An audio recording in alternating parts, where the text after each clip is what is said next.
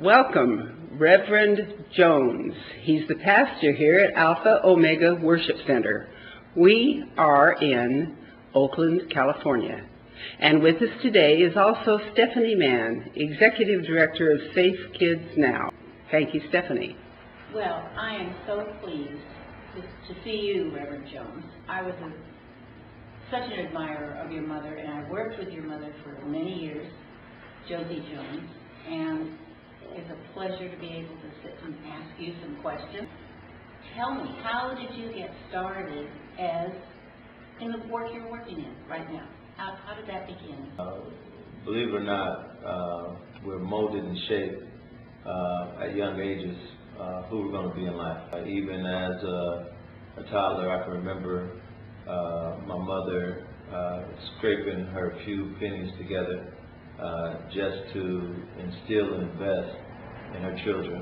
You know, and she took us on a train trip cross country, stopped to see things like Congress in session. Oh, so you went to Washington? Went to Washington, D.C. Okay. Went to see where Martin Luther King was assassinated. Went to go see where his church was, and I actually was able to connect with, you know, some very important pieces of history simply because that's how I was shaped. I was always groomed to help people. Even when it came down to it, before there was even Alpha Omega Foundation, as far as reaching out to help people, my mother used us as the prototypes. Or 5 o'clock in the morning and start at 5. She used to wake us up, you know, to go and clean the streets, you know, and actually make a difference and impact, you know, our community. So when you have all that training, then the only thing that you can do when a situation arrives is use the training that you already required. My mother was the founder and is the founder of Alpha Omega Foundation, an organization that has touched so many lives, even before it was licensed. And this is just a testament, I believe, her story. She didn't allow a license to give her the authority to do what needed to be done. You know, I remember when she wanted to go to the Philippines, she didn't allow a license, being an ordained minister, to give her the approval or the authority to go and be a blessing. When she went over there to the Philippines, they ordained her, they licensed her, you know, to do the work. And then when she came back, then they licensed her and they ordained her to do the work. Okay. And it's something that really is a testament that sometimes we don't have to wait to receive accreditation from other people to do the work that needs to be done, but yet and still, if we would just do the work, then accreditation, you know, will come. I believe it was Harriet Tubman. You remind me a lot of Harriet Tubman. When Harriet Tubman passed away after helping everybody get away, everybody started sending in all these honorary doctorate degrees. Oh, yeah. You know, and they started, you know, recognizing her really for the true leader and the general, you know, that she was. So this is one of the things that Foundation has been, even before we received our license, actually to do what we do as far as working with the people, housing the people, getting them back on their feet. She started in her own home, you know, doing it. There was a guy, the first place actually was almost 30 years ago, you know, on a little street called Merrimack. And there was a guy who was sleeping underneath her house. You know, my sister ran into him. That's when they used to have the washer and dryer outside. Oh, okay. And my sister was going to wash clothes. We was fortunate enough to have a, you know, wash and dryer. There was a guy in there, a homeless guy. When we went back in to investigate, she came and got me. I didn't see anybody, you know, but I put my CSI skills to work, and you know, I said, well, I do smell smoke, you know. Looked under the house, and the guy was sleeping under the house, had all this stuff, and I don't know how long he had been living there. But my mother was so tired, just going to church to be empowered, but then not doing anything with that power. So that's how the foundation pretty much, came about. She started bringing people into the home, helping them, assisting them. Instead of calling the police and reporting them and getting them out of there, she welcomed people. Yeah, Okay. but the other side of the story is that the guy came into the house and she didn't necessarily have all the tools that she needed at the time. So she brought the guy in, and the guy wasn't ready to be in. He still had a lot of street still left inside of him. And even though there was a bathroom right around the corner, he kept using the bathroom in the living room. She heard about it the first time and scared her to death. And then we told her another time that it had happened. This time it was different because we were actually inside of the home. I'll never forget it. She put out her belt and whooped him out the house. Got him out. She got him out. Oh. And how old were you? You were a teenager? Or? We were about 5, 6, 7 years old. Oh. We were very, very young. And there was other adults there, but the mentality of the guy wasn't yet at a point to where he could be helped. He wanted the help. Okay. But he wasn't ready to function on a health level. One of the things that we have learned as far as the foundation is that if we're going to invest in people, the people got to be willing to invest in themselves. I think that's so critical. People have to be ready to change before, nobody can change anybody else. Right, So right. They have to be willing. And if they're not willing, you're wasting your time. Right. It's the person's work. Yeah. God has already done, everything for us that, we really need to do. All we got to do is tap, Right. into it. And it's kind of sort of like he fought the battle for us, he gave us the victory. All we have to do now is claim it. And a lot of people just won't go to baggage check. I agree. They want to do it themselves, Yeah. and they can't do that. I mean, if you're way down here, if you're going to climb that ladder, you need to help. Right. A lot of different kinds of help. So Right. God's help is the first place you should go. Right, Yeah. right. So how did you get into the ministry, and what was the big... Well, I think I was born in the ministry. Okay. Ministry was kind of sort of my thing ever since I was born. And kind of, again, I was just all the way along. I've been groomed, for where I am today. And we're just so glad that we're able to play whatever part that we can with the society that we live in. I was groomed to care about my community, so I care. It's beautiful every time that we can actually do something, regardless of how big or how small we may think that it actually really is. That little bit means a whole lot. And we may not see the significance. I believe there was a movie, I think that they once played. I think it was Pay It Forward. Yeah. And you really didn't see how everything connected to the end of the movie. But the small thing done here and the small thing done there and the small actions of a little boy, added up to so much. Actually, the whole town at the end of the movie came together, because of the actions. So that's a very beautiful thing. How long have you been involved with the Alpha Omega Worship Center, and tell me some of your successes here. Me personally, I don't necessarily call it success. I just call it a work that needs to be done. Actually, the church, I believe, has been here 4 years. There's been some times where we thought about closing the church. Every time we thought about closing the church, we thought about all the people who needed it. Now, why were you thinking about closing? Well, everything stems from, finances. The Alpha Omega Foundation has been around licensed since 1996.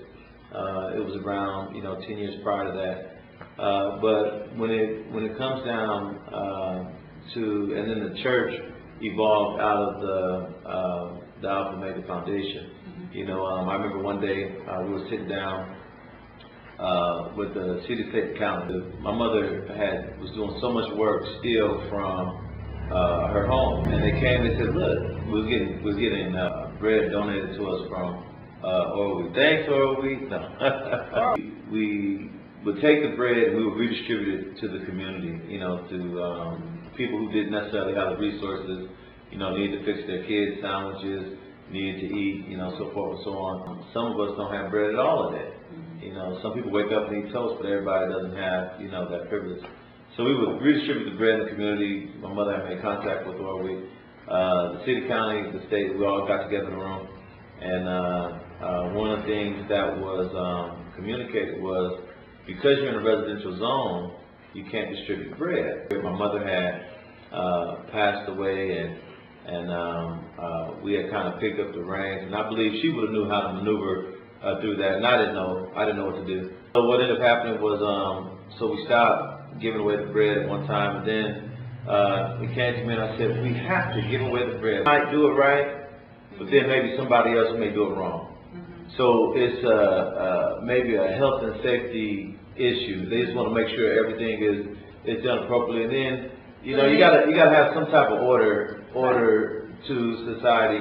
Like for example, we used to give stuff away from our house, but then I believe there's an ordinance that says you can only give stuff away from your house like so many times a year, you know, or something like that. And I don't dispute the laws that have been put in place to govern. Then God, you know, revealed to us a location to where, you know, we can expand and do greater work, you know, and that's how we came here to the Alpha Omega Worship Center. Now we do it anytime we want to, day, night. Oh, so you can know. do it from here. Now this is a commercial zone. So many people really need the services that the churches were designed to render. How much, you know, we as a small organization do in our community. You know, it's funny because even not just the church, but even the foundation. You know, if there's a problem with the hospital and the hospital calls 911, we pick up the phone. You know, and we say, okay, well, how can we help you? They say, well, we have someone that, you know, needs your assistance, and we step up and we answer the call. We've helped people cross state, you know, get situated. They have flown people to come to our facility to get back up and on their feet again. So we don't take the part that we play lightly. And we left our homes in Patterson, California. Yeah, Patterson, California. Out there in rural areas, sometimes you can get bigger homes, you know, for less money. And we had a 3,800 square foot home, you know, that we left to come and do the work of the ministry. That's one of the things that we believe in, we invest in. And sacrifice too. Yes and no. It's a sacrifice for people who want that type of lifestyle, but it's a need for people who really want to make a difference. You know, like people like yourself. You know, you make a difference. So, like, matter of fact, the work that you do, even though it's great work, you probably don't feel like it's work. No, because you enjoy what you're doing, and you know it's going to help other people. And sometimes you don't get the thank you, sometimes you don't get the appreciation, but just that one, you know, it means a whole lot.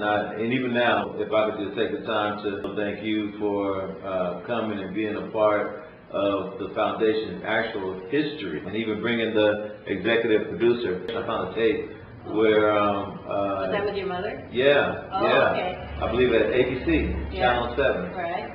I remember that. Yeah, and very, very instrumental. You know, so we thank God for just giving us a chance and opportunity to be able to do whatever work we can do, and the more we can do, you know, the more we will do. But again, it takes resource. Everything takes resources. Right. You can't do anything without resources. We invested our whole life into it. We've lost homes and houses, but we still wouldn't stop. You know, there was a time when we had to choose between turning back or going further over the cliff, and we chose to go further over the cliff. You're a brave man. You're brave. Well, one of the things that I realized, and I believe it's a true story with all people who make some type of difference in the community, and that is if you believe in something so much that you're willing to go over the cliff, somebody else will too. And not only that, but you'll be caught before you get to the bottom. That's true. How many churches are there in this area? Because East Oakland has a lot of problems, and it now has the highest burglary rate in the whole country. Right. Even though it has its bad points, it still has its strong points.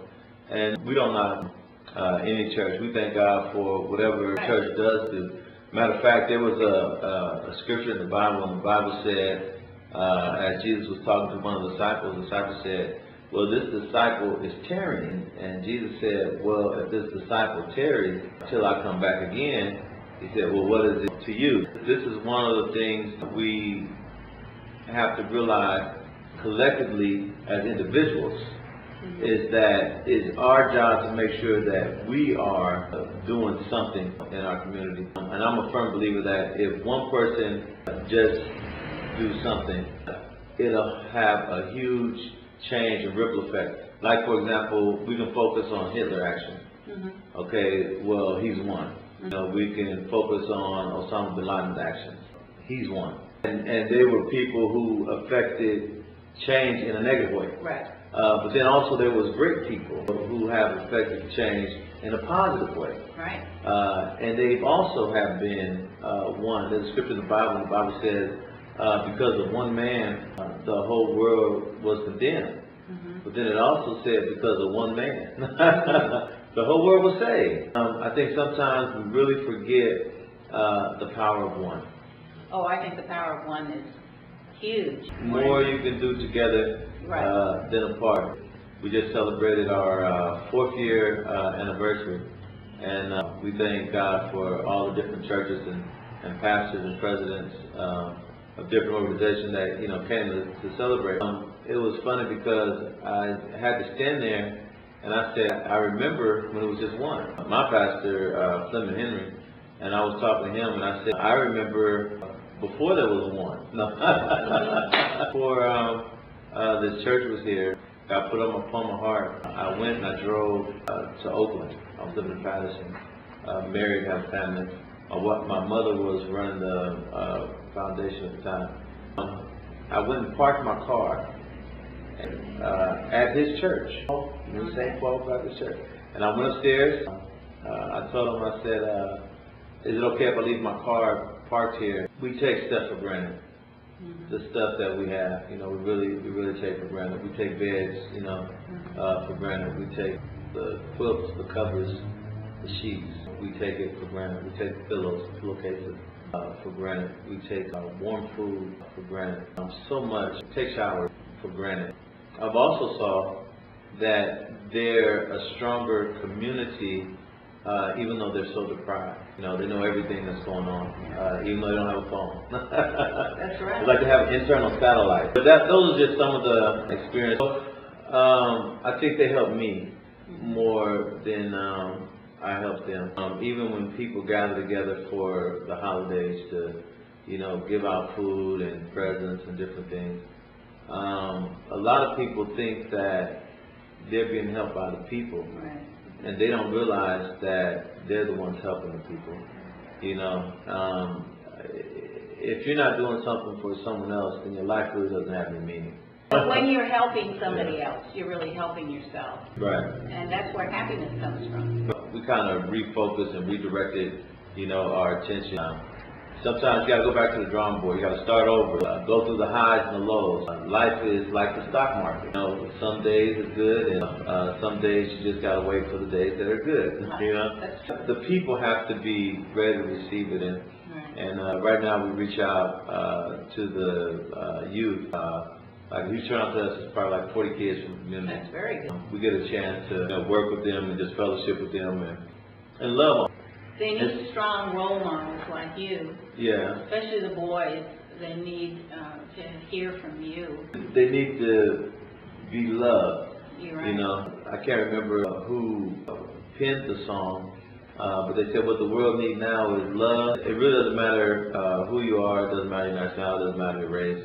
It doesn't matter your gender. You just need it. Right. Actually, a lot of reasons why we have some of the issues that we have, dependency issues, is because they're looking for love, and sometimes they just look for it in the wrong places. So we're just glad we're able to be here, every Friday night. Matter of fact, I met And we're not the only group out there doing something, but I'm just glad we're doing something. You know, he doesn't ask us to do everything, but he does ask us, to do something. Do the best you can with what you have. I was interested to see when we drove up in front of your worship center that you were out talking to the neighbors and so forth, because love thy neighbor is a huge component of what the Bible teaches. It is. So if we could get everybody to get out and love thy neighbor, we could turn love is the key. around. Love is the key. Absolutely. Love is the key. And actually it was love that had me keep giving out bread, even though I was risking losing the foundation behind it. It was love that made me move my family from Patterson to come, and You must have a wonderful wife too. Oh, amazing. There's not too many wives. To move from Patterson, to move to, we first moved to West Oakland. I said, come on, babe, it's not that bad. I said, West Oakland, it's real close to San Francisco. And then we ended up moving from West Oakland to East Oakland, I said, it's not that bad. It's everything around us is bad, but not where we're going to be. And she came in, and it seemed like it started just to pull on. The closer and closer she got, the more and more she really wanted to do, And actually now she works for a law company in San Francisco. She's always worked for a law firm. She is going back to school. She is working with the foundation. So it's a lot. Actually, she was the first person to start up the breakfast program here. Even if you don't have all the tools that you need, you still can do something with what you have. And it was funny because even before we have like a little kitchen in the back now. We have a little stove, and we have a double oven that we picked up from one of the discount places in the community. But even before we had that, we took like little warmers, a little skillet plates, that probably cost $19. And we were feeding like 100 people every Saturday, for breakfast. And that right there is it's amazing that you do so much with so little. And that was just her passion. We collectively came together, and she said, I want to do this, And there was just like one or two people that aided and assisted. But sometimes it was just her making breakfast by herself. Now, this is the amazing part. Not only would she work a full-time job, not only would she come off of her job to take her weekend off to feed the members of the community, but then the members of the community was touched by it. And they said, watch this, let me help. The people who she was serving said, let me serve. We have to realize that the little things that we do, regardless of how huge we may think it is, but we're actually teaching, someone, right. They're gonna pick it up. That's great. So. That's great. Well, now, if you had a wish list for the Alpha Omega Worship Center, what would your wish list include? If everybody would just do something, and it doesn't have to be outside of your range, outside of your capability. Just do something. You're taking the time to empower community. The executive producer is taking the time to get the word out there. We're not asking anybody to operate outside of their gifts, their talents.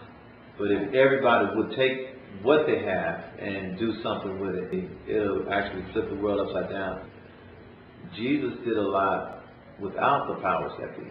That's right. We really just need to start doing whatever we can, regardless. Matter of fact, I remember there was a lady, her name was Betty Allen, and she was a senior. She was living in affordable housing, and one of the things I remember about Betty Allen is she would arrange with my mother for me to come to her house to make cookies.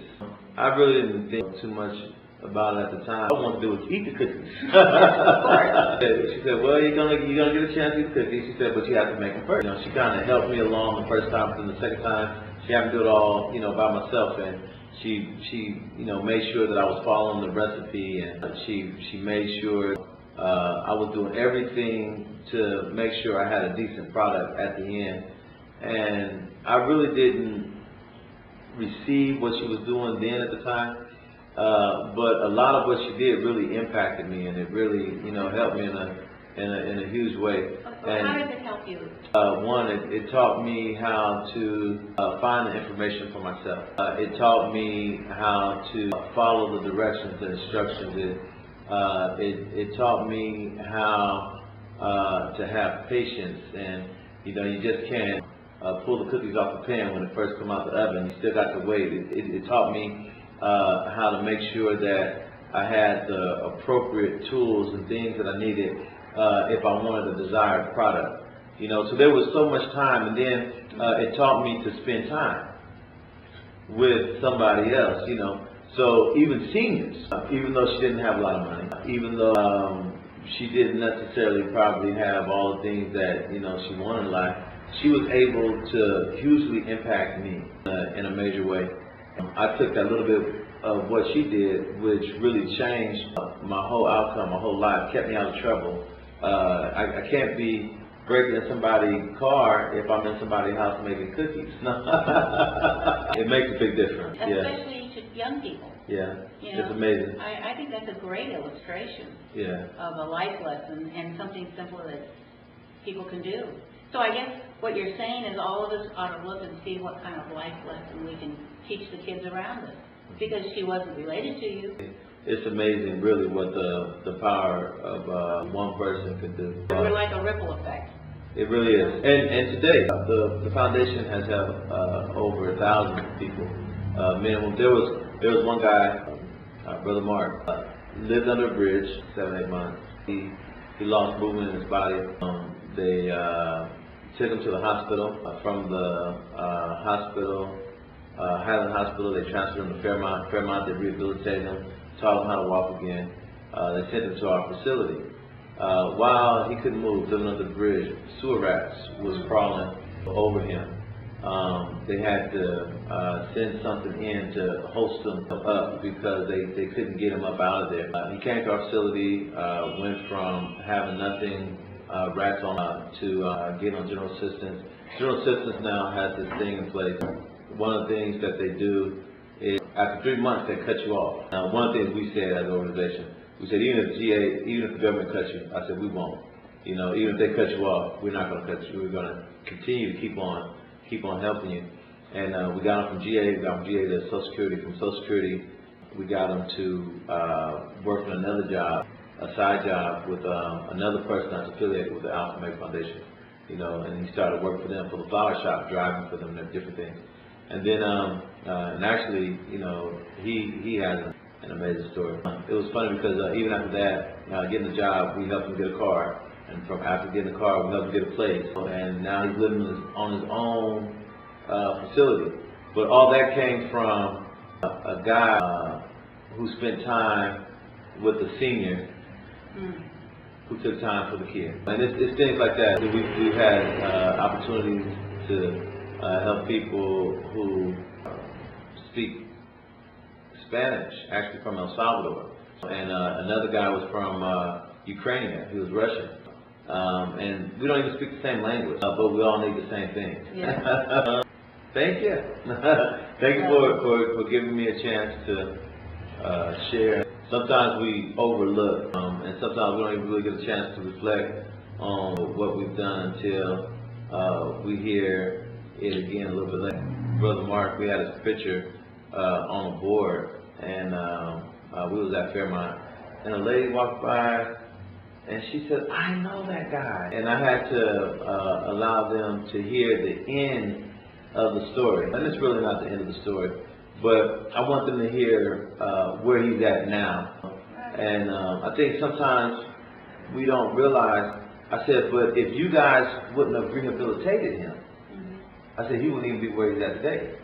He wouldn't be back working today. Yeah. Nothing. And there's a part that we will never see. You will never know, Dr. Mann, the effects of the work that you have done in its totality. You will never know. Never. I'm just kidding. Yeah.